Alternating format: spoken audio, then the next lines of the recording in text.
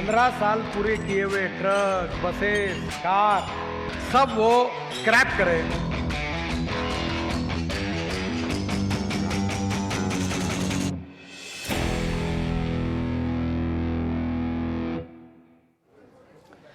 नमस्कार, आप देख रहे हैं स्वदेश विशेष। मैं हूं आपके साथ प्रशांत पांडे। अगर आपके पास भी 15 साल से पुरानी गाड़ी है तो ये चर्चा आपके लिए बेहद जरूरी है। जी हां, केंद्रीय मंत्री नितिन गडकरी ने शुक्रवार को कहा कि भारत सरकार के 15 साल से अधिक पुराने सभी वाहनों को कबाड़ में बदला जाएगा और इससे संबंधित नीति राज्यों को भेजी गई है। गडकरी ने नागपुर में वार्षिक कृषि प्रदर्शनी में एग्रो विजन के उद्घाटन के मौके पर यह बात कही और इस बात के साथ ही अब एक नई बहस छिड़ गई है। जी हां, जो सबसे अहम बात गडकरी ने कही वो ये थी कि 15 साल से अधिक पुरानी सरकारी गाड़ियां, ध्यान दीजिएगा, सरकारी गाड़ियां सड़कों पर नहीं चलेंगी। सभी राज्यों से 15 साल से अधिक अपनी पुरानी गाड़ियों को हटाने के लिए कहा गया। इसके बारे में उनको विस्तृत पॉलिसी भेजी गई है। इसमें कारों के अलावा बसें और ट्रक्स शामिल हैं। इससे प्रदूषण कम करने में मदद मिलेगी, ऐसा दावा किया जा रहा है। सरकार पहले ही व्हीकल स्क्रैपेज पॉलिसी की घोषणा कर चुकी है। स्क्रैप पॉलिसी के तहत 2023 से सभी तरह के जो भारी व्यावसायिक वाहन हैं उनको मैंडेटरी होगा कि वो अपनी गाड़ियों का, अपने व्हीकल का फिटनेस टेस्ट जरूर कराएं। वहीं प्राइवेट वाहनों के लिए यह व्यवस्था जून 2024 से लागू होगी। लेकिन इन सारी पॉलिसीज और पहल के बीच सवाल उठता है कि 15 साल पुरानी गाड़ियों के स्क्रैपेज के पीछे मकसद क्या है। किसी भी बड़े देश में इस तरह की पॉलिसी नहीं है तो भारत में आखिर इस तरह की पॉलिसी की आवश्यकता क्यों पड़ी। कहीं यह फैसला ऑटो कंपनियों के फेवर में तो नहीं। आम आदमी गाड़ी खरीदता है तो उसका एक भावनात्मक जुड़ाव उस कार से होता है। खासकर मिडिल क्लास के लिए कार खरीदना या घर खरीदना एक बड़ी बात है। उनके पूरे जीवन में वो शायद एक गाड़ी या एक घर कर पाते हैं। ऐसे में क्या इस पहलू को देखा नहीं जा रहा? टोटल पोल्यूशन में गाड़ियों से होने वाला प्रदूषण कितना है और क्या यह फैसला कोई बड़ा फर्क इस लिहाज से पैदा कर पाएगा? इसका क्या आकलन है? और एक आम आदमी का सपना जो है वो गाड़ी खरीदना है, गाड़ी खरीद लेता है वो, ऐसे में 15 से 20 साल में गाड़ी बदले तो क्या ये उसके जेब पर बहुत बड़ा प्रहार तो नहीं है? कहीं जिस इंसेंटिव की बात की जा रही है तो वो व्यवस्था क्या इतनी बड़ी होगी कि इससे आम आदमी नई गाड़ी खरीदने की हिम्मत जुटा सके और पुरानी को स्क्रैप में डालने का हौसला ला सके? सेकेंड हैंड गाड़ियों के मार्केट का क्या होगा? बहुत सारे पहलू हैं, बहुत सारे सवाल हैं जिनके बारे में आज हम चर्चा करेंगे। लेकिन सबसे पहले नितिन गडकरी की वो बात सुनाते हैं, वो ऐलान सुनाते हैं जिसमें उन्होंने इस बात की घोषणा की। फाइल पर साइन की है। प्रधानमंत्री जी ने विशेष आग्रह करके मुझे कहा कि बिल्कुल हिम्मत से करिए और वो निर्णय ऐसा है कि इसके बाद 15 साल के बाद जो भी गाड़ियां होगी भारत सरकार की या भारत सरकार के उपक्रमों की, उनको सबको अपनी गाड़ियां स्क्रैप करनी पड़ेगी, वो चल नहीं पाएगी रोड पर। और अब मैंने शिवराज जी यही भारत सरकार की नीति को सभी राज्य सरकार को भेजा है कि वो भी अपने अंगीकृत कारपोरेशन में और सरकार में 15 साल पूरे किए हुए ट्रक, बसेस, कार सब वो स्क्रैप करें। और स्क्रैपिंग के यूनिट हर जिले में 2-2, 3-3, 4-4 खुलेंगे, जिससे रोजगार मिलेगा, देश का प्रदूषण कम होगा। और फ्लेक्स इंजन पर चलने वाली गाड़ी खरीदी करिए या इलेक्ट्रिक पर चलने वाली गाड़ी खरीदी करिए, इलेक्ट्रिक की स्कूटर, इलेक्ट्रिक की ऑटो रिक्शा ये खरीदी करिए। तो सुना आपने, खास तौर पर जो प्रतिबद्धता है सरकार की वो साफ तौर पर दर्शाते हुए नितिन गडकरी। हमारे सहयोगी समीर दीक्षित की ये रिपोर्ट देखिए जिसमें वो बता रहे हैं कि आखिर इस घोषणा के मायने क्या है, किस तरह की ये पॉलिसी होने वाली है।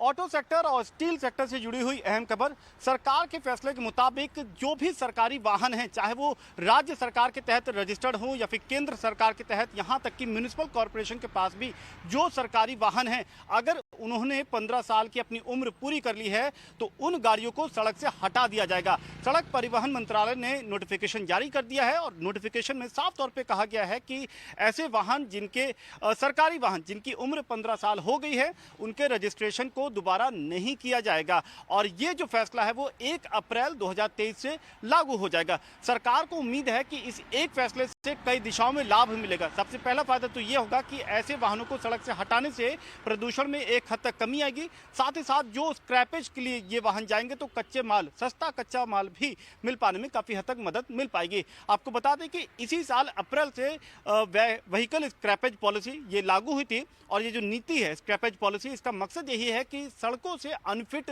गाड़ियों को हटाया जाए जो प्रदूषण फैलाती हैं और इसके जरिए एक सर्कुलर इकोनॉमी को भी बूस्टअप किया जाए। यानी कि जब कच्चा माल मिलेगा तो ऑटो सेक्टर को फायदा होगा, स्टील सेक्टर के लिए भी उस इकोनॉमी को बढ़ावा देने में काफ़ी हद तक मदद मिल पाएगी। इसके अलावा सरकार का इंटेंशन ये भी है कि स्क्रैपेज यूनिट भी उनकी संख्या को बढ़ाया जाए, कम से कम हर डिस्ट्रिक्ट में एक स्क्रैपेज सेंटर लगाया जाए। हालांकि इस दिशा में बहुत बड़ी मदद या सफलता अभी तक नहीं लगी है, लेकिन सरकार अपने इस इंटेंशन के साथ में, इस लक्ष्य के साथ में आगे बढ़ रही है। और इस दिशा में आपको बता दें कि जो स्क्रैपेज पॉलिसी सरकार ने लागू करी है, कमर्शियल गाड़ियों के लिए तो 15 साल की उम्र निर्धारित है। यानी कि अगर गाड़ी ने 15 साल अपना समय सीमा पूरा कर लिया है और वो फिटनेस टेस्ट के लिए जाती है तो फिटनेस टेस्ट के फेल होने पे उसका रजिस्ट्रेशन रिन्यूअल नहीं होगा। जबकि प्राइवेट गाड़ियों के लिए ये समय सीमा 20 साल है। अगर प्राइवेट गाड़ियों ने 20 साल की समय सीमा पूरी की है और वो फिटनेस टेस्ट के लिए जाती है और फेल होती है तो उसका रजिस्ट्रेशन रिन्यूअल नहीं होगा। हालांकि इस मामले में ये साफ तौर पर कहा गया है कि अगर प्राइवेट गाड़ियां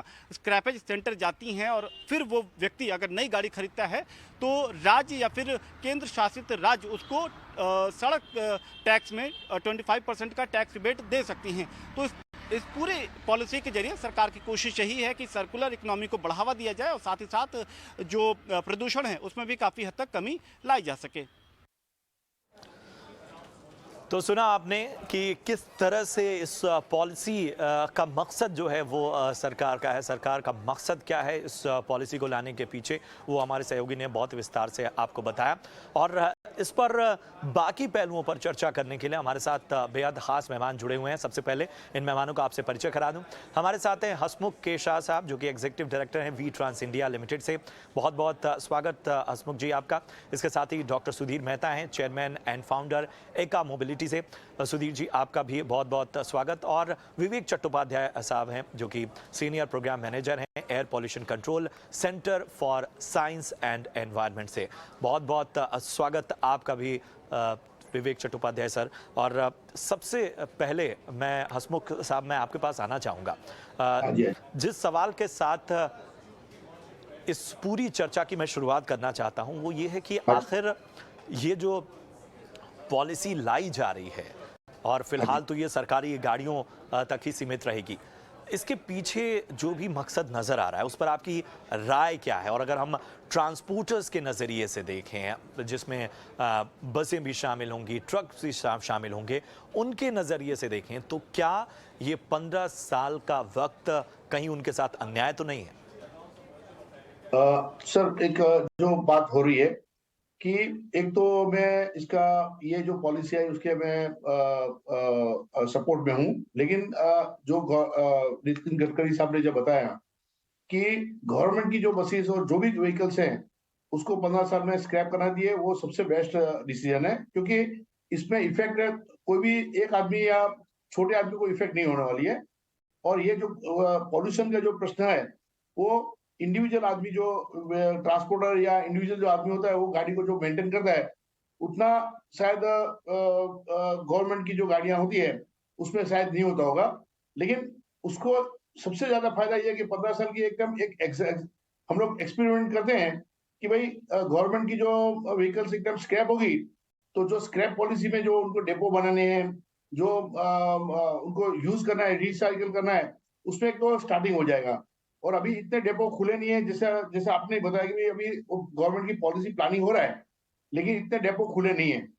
और दूसरे कि ये जो स्क्रैप पॉलिसी आ रही है इसमें जो बेनिफिट मिलना चाहिए कि भाई सपोज किसी ट्रांसपोर्टर या कोई भी इंडिविजुअल आदमी वो गाड़ी को सरेंडर करता है इसमें स्क्रैप के लिए, तो उसको जो टैक्स में जैसे बताया कि रोड टैक्स में खाली 25% उसको बेनिफिट मिलेगा और स्क्रैप व्हीकल का भी उसको जो प्राइस मिलेगी वो वेट के हिसाब से मिलेगी। सपोज जो आयरन का जो 4 to 6% उसकी वैल्यू जो है, जो परचेस वैल्यू के हिसाब से उसको 4 to 6% मिलेगा, जबकि मार्केट में उसको अभी भी 25 to 30% मिल सकता है। दूसरा कि वो आदमी अगर सरेंडर करता है व्हीकल, तो उसको जो लाइफ टैक्स है जो प्राइवेट कार में, और कॉमर्शियल व्हीकल में जो उसको जो रोड टैक्स है, उसमें बेनिफिट थोड़ा ज्यादा होना चाहिए, तो आदमी एंकरेज होंगे कि भाई मैं अपनी गाड़ी स्क्रैप करूं। और दूसरा जो आज जो मार्केट में हम लोग लास्ट 5 ईयर्स से देख रहे हैं कि जो व्हीकल की जो कॉस्ट बढ़ गई है, कॉमर्शियल व्हीकल में हम लोग पर्टिकुलर बात करें तो इतनी ज्यादा बढ़ गई है वैल्यू। तो जब स्क्रैप करेंगे और नया गाड़ी लेने जाएंगे, तो आज की जो कंपटीशन मार्केट में जो उसको रेट मिल रहा है और जो भी बात हो रही है, वो शायद टिकने में उसको तकलीफ होगी। तो ये इसके लिए सोचना पड़ेगा, क्योंकि जो गाड़ियों की जो वैल्यू आज 5 साल पहले जी थी, उसके हिसाब से अभी जो नई जो पॉलिसी आई है यूरो 6 के हिसाब से जो व्हीकल बन रही है, उसकी कॉस्ट इतनी ज्यादा हो गई है कॉमर्शियल। तो कोई भी कॉमर्शियल व्हीकल वाला जो आदमी है, जो सिंगल ओनर से, आज इंडिया में 90% व्हीकल ओनर से सिंगल 1 या 2 गाड़ी वाले हैं, वो इसमें टिक नहीं सकेंगे। तो इसका ऑपोज भी ज्यादा होगा। तो उसमें कुछ गवर्नमेंट सोच के उसके लिए कुछ नॉर्म्स बनाए हुए कि भाई एटलीस्ट एक टाइम 15 साल की पॉलिसी बना रहे, लेकिन जैसे अभी आपने बताया कि 15 साल के बाद वो लोग पॉल्यूशन चेक करेंगे और उसके बाद उसको स्क्रैप करेंगे। वो एक अच्छा है कि भाई उस कंपल्सन नहीं है कि अगर टेस्ट में गाड़ी पास हो गई तो वो लोग अपना उसको कंटिन्यूस करेंगे। तो ये एक अच्छा डिसीजन, लेकिन फिर भी इसके लिए जो कंपल्सन का जो पॉलिसी है ना, उसमें कुछ बदलाव लावे तो सामने से आदमी जो है कॉमर्शियल व्हीकल जिसके भी है वो जो सामने से बात उसको आपने encourage कही करेगा। जो बात आपने कही उसको वाकई समझने की आवश्यकता है कि जो कंपेंसेट करने की बात की जा रही है वो शायद बाजार के चाल के हिसाब से देखना होगा कि हम अगर 15 साल बाद कोई नई गाड़ी लेने जा रहे हैं और अपनी पुरानी गाड़ी को स्क्रैप में डाल रहे हैं, तो क्या उस व्यक्ति के लिए वो कोई बर्डन तो नहीं बढ़ रहा। और इसी सवाल के साथ डॉक्टर सुधीर मैं आपके पास आना चाहूँगा,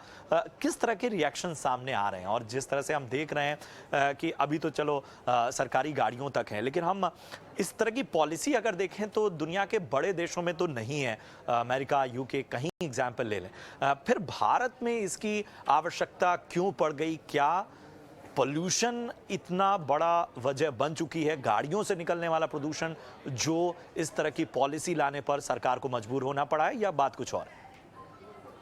जी, इसके 2-3 मेन पहलू हैं जो देखे जाने चाहिए। पहले तो जैसा कि आपने फरमाया कि ये पॉलिसी की जरूरत थी क्या, तो यहां मेरा कहना होगा कि 100% इस पॉलिसी की जरूरत है। अगर आप 2-3 आंकड़े देखें, पहला तो आंकड़ा ये है कि हम इस अनफॉर्चुनेट सिचुएशन में है कि अगर हम 10 सिटीज जो देखें दुनिया की जो सबसे ज्यादा पोल्यूटेड है, उसमें से मैक्सिमम इंडिया में है, और अगली सिटीज को भी देखें तो पोल्यूशन इंडिया में बहुत बढ़ चुका है। पोल्यूशन बढ़ने में से एक कारण है ट्रांसपोर्टेशन, और जो ये गाड़ियां, खास बात यह है कि जो 15 साल पुरानी गाड़ियां हैं ये नॉर्मली यूरो 0 से यूरो 2 नॉर्म्स वाली हैं। आप आज अगर रिलेटिव बेसिस पे देखें तो आज की जो गाड़ियां हैं उनका प्रदूषण, करीब 15 साल पुरानी गाड़ी हो तो उससे करीब 50 से 100 गुना कम होता है। इसका मतलब है कि अगर यूरो 6 रेंज की गाड़ी चले या कमर्शियल व्हीकल चले तो उसका प्रदूषण कई गुना जो 15 साल पुरानी गाड़ियां हैं उससे कम होता है। तो एक तो ये उसका इम्पैक्ट हुआ। दूसरा ये हुआ कि ये गाड़ियां जो हैं ये एंड ऑफ लाइफ हो गई हैं। तो जो आपका कहना था मैंडेटरी नहीं है, बट इनफैक्ट उन कंट्रीज में एक बहुत स्टैंडर्ड सिस्टम है। इंडिया में क्या होता है, नॉर्मली गाड़ी अगर पुरानी हो जाती है तो मैकेनिक खरीद लेता है और उसमें से पार्ट्स निकालकर उसको यूज करता है। उससे भी काफी प्रदूषण होता है, क्योंकि जब वो अनसाइंटिफिक मैनर में गाड़ी को स्क्रैप करते हैं तो उसमें से जब ऑयल निकालते हैं तो जमीन पे गिर जाता है। बाकी पार्ट्स हैं वो कुछ वापस स्पूरियस पार्ट्स या गाड़ियों में लगा दिए जाते हैं, जिनसे सेफ्टी के भी इश्यूज होते हैं। तो इसके लिए बहुत जरूरत थी कि एक प्रॉपर स्टैंडर्डाइज सिस्टम क्रिएट किया जाए, और जो नितिन जी ने क्रिएट किया है, और उसके तहत अब ये पहला स्टेप लिया गया है कि जो 15 साल से पुरानी गाड़ियां हैं गवर्नमेंट की, वो स्क्रैप की जाए। इस पहलू को अगर हम देखें तो नॉर्मली जो गाड़ियों की कॉस्ट होती है उसमें से 30 से 40% तो टैक्सेस ही होता है। तो जब गवर्नमेंट स्क्रैप करेगी गाड़ियां, उनका उससे डिमांड बढ़ेगा, डिमांड बढ़ने से एम्प्लॉयमेंट जनरेट होगा और उसमें से 40% पैसा तो गवर्नमेंट के पास ही जाएगा। तो अगर इसका इकोनॉमिक इम्पैक्ट भी आप देखें तो ये एक स्टेटेड चीज नहीं है, बट इसका एक बड़ा इंपॉर्टेंट साइड इम्पैक्ट है कि मार्केट को ग्रोथ मिलेगी। दूसरा और सबसे इंपॉर्टेंट रीजन ये है कि प्रदूषण कम होगा और सेफ्टी इंप्रूव होगी। अभी इसमें से आप हर सिटी में देखें, अगर मेजर सिटीज में, तो 15 से 20 साल पुरानी बसें, ट्रक जो गवर्नमेंट की हैं वो चल रही हैं और उसमें से बहुत अनसेफ वर्किंग कंडीशंस में चल रही हैं। इसलिए ये एक बड़ा पॉजिटिव स्टेप है। और इसके साथ साथ जो एक स्क्रैपेज पॉलिसी गवर्नमेंट लाई थी कुछ साल पहले, बट अभी तक वो कार्यान्वित हो नहीं पाई है, क्योंकि जो एक रॉ मटेरियल कहते हैं, स्क्रैपिंग सेंटर के लिए रॉ मटेरियल क्या है, स्क्रैप व्हीकल, वो पॉपुलेशन बढ़ने नहीं लगी थी। इससे एक जो इनिशियल फोकस है वो सब स्क्रैपेज सेंटर्स में आएगा, गवर्नमेंट की गाड़ियां स्क्रैपेज सेंटर्स में जाएंगी, सर्कुलर इकोनॉमी क्रिएट होगी और उसके तहत जो स्क्रैपिंग की वैल्यूज भी हैं वो धीरे धीरे बढ़ने लगेंगी, क्योंकि इसमें से एक्चुअली काफी सारे आइटम्स ऐसे हैं जो रीयूज किए जा सकते हैं, चाहे वो स्टील हो, एल्यूमिनियम हो, कॉपर हो, बाकी जो मिनरल्स वगैरह जो उसमें से निकलते हैं। और जब ये क्वांटिटी में बनने लगेंगे तो ऑटोमोटिव मैन्युफैक्चरर्स उनको ही वापस यूज करना चालू करेंगे और एक रेगुलर सर्कुलर इकोनॉमी क्रिएट होगी। तो मेरे हिसाब से एक बहुत positive, very much needed step है और इससे न केवल प्रदूषण कम होगा बल्कि हमारे शहरों की स्थिति काफी इंप्रूव होगी। बिल्कुल, बहुत बहुत अहम बात आपने कही कि इस पॉलिसी की आवश्यकता थी और इससे बाकी जो फ़ायदे होने वाले हैं उनके बारे में भी आपने बहुत बेहतर तरीके से बताया। और विवेक जी, मैं आपके पास आना चाहूँगा और एक चीज़ समझना चाहूँगा, क्योंकि इस पूरी पॉलिसी में जिस बात को लेकर सबसे ज़्यादा फोकस है वो प्रदूषण को लेकर है। तो मैं समझना चाहूँगा कि जो टोटल पोल्यूशन है उसमें गाड़ियों से निकलने वाला जो धुआं है, गाड़ियों से जो प्रदूषण हो रहा है वो कितना बड़ा है और इस पॉलिसी को लेकर आपका क्या सोचना है? देखिए, ये पॉलिसी एक न एक दिन हमें इम्प्लीमेंट करनी ही थी। ये दिल्ली में तो काफी दिनों से because of air pollution court के डायरेक्टिव्स के द्वारा किया गया था कि पुराने गाड़ियों को स्क्रैप किया जा रहा है, परंतु देश भर में ये नहीं है और इसमें पहल ली जा रही है। तो ये अच्छी कदम है, बिकॉज आप देखेंगे कि जो हालात हैं बसेस की या ट्रक्स की, जो खास करके कमर्शियल व्हीकल्स हैं, उनकी स्थिति यह है कि उनसे प्रदूषण 10 से 15 गुना ज्यादा होता है पुरानी गाड़ियां अगर चल रही हैं। और नए नॉर्म्स, नए स्टैंडर्ड्स लाने का मकसद ये है कि प्रदूषण कम हो। आप जैसे कि भारत स्टेज 6 नॉर्म्स की बात करेंगे, वो BS4 से ही 80% कम प्रदूषण करती हैं। तो आप ये समझ सकते हैं कि जितनी नई गाड़ियां आएंगी उससे पुरानी गाड़ियों का जो लोड है, प्रदूषण का जो लोड है वो कम होगा। दिल्ली में स्थिति यह है कि 50% जो प्रदूषण का लोकल कंट्रीब्यूशन है वो ट्रांसपोर्ट सेक्टर से ही है। गाड़ियों की संख्या बहुत बढ़ती जा रही है, वो एक प्रमुख कारण है, उसमें भी हमें ध्यान देना होगा। और दूसरा ये भी इंश्योर करना होगा कि जो पुरानी गाड़ियां हैं वो क्या हम हटा पा रहे हैं या नहीं।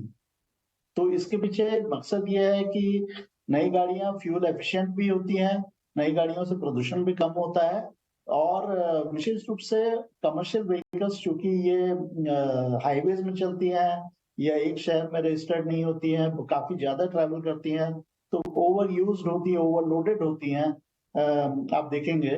तो इससे प्रदूषण में राहत तो मिलेगी, परंतु हमें एक दो चीजें और भी करनी होंगी इसमें।